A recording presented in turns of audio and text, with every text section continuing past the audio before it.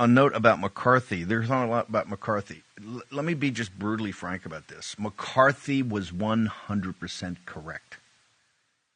The government of FDR, it started in the 30s with the KGB, but the government of FDR was rife, riddled, and infested with active participation of KGB agents. That's a proven historical fact, and the Verona files after the Soviet Union fell reinforced that by naming names.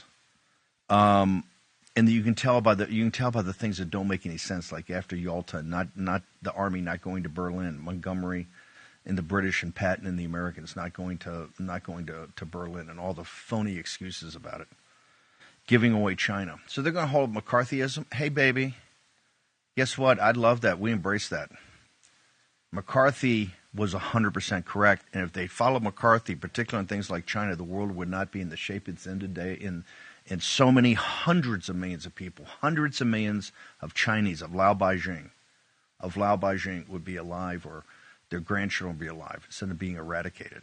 I don't want to say it's a little bit of racism there, but hey, it's a little bit of racism there, and what the hoity-toity Atlantic elites, right, what they're thinking about Marxism and communism, and how it was applied by the Chinese, and particularly Mao Zedong and these people. Let me reiterate this.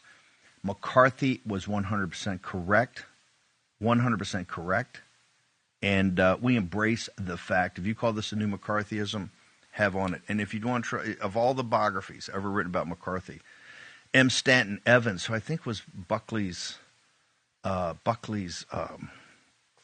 editor of the National Review, wrote an incredible piece, Blacklisted by History. Ann Coulter referred to it in her understated way as the second greatest book in back of the Bible.